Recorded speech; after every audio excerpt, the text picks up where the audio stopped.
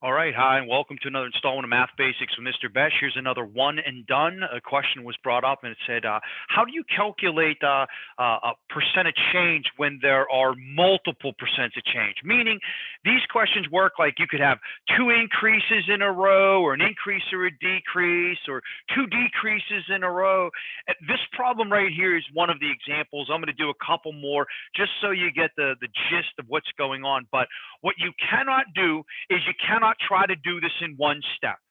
You got to make sure the easiest way to do this problem is to do this problem in two steps, calculate each change of percent one by one.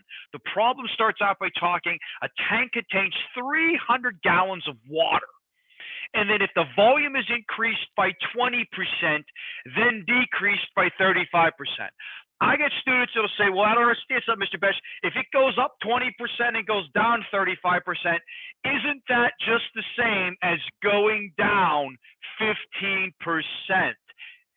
And that's a good point brought up by a student, but it's not correct. And it's an incorrect conclusion that happens an awful lot.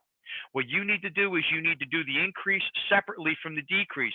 Because when you increase by 20%, when you increase the 300 by 20%, obviously the number becomes bigger. Now what you're doing is you're decreasing 35% of the new number you have, not the 300. So let's get to this, all right? Each time you have an increase or decrease, each time you do a percent of change, you do the same step always first. You start with 100%. Now we're going to do our increase first. So increase means plus, so we're going to add 20% to that. That's going to give us 120%. And remember, we don't do anything with percents. Anytime you have a fraction or percent, you always make it into the decimal.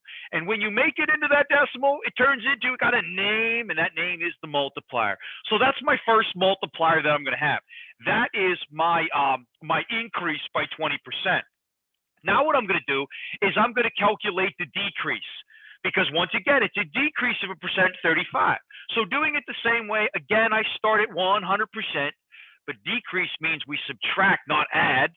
So we're going to take 35% away from this. That's going to give us 65%. Now remember, we don't do anything with the percents, so we make it into a decimal, and this is going to be 0.65. So this is my second multiplier. So then what I do is I pull out my calculator. It does the heavy lifting for us now. We type in 300 gallons of water because that's what I started with. Now what I'm going to do is increase it by 20%. So that means I have to multiply it by 1.2. So 300 times 1.2 gives me 360 gallons of water. So that's what it is after my increase of 20%. Now I got to decrease that by 35%. So then my decrease multiplier is right here. So I take the 360 on my calculator, multiplied by 0.65, and then what I get is I get my true answer. My true answer is 234 gallons of water. And this is how you tackle a percent of change question when you have more than one change. I hope you guys found this helpful and informative.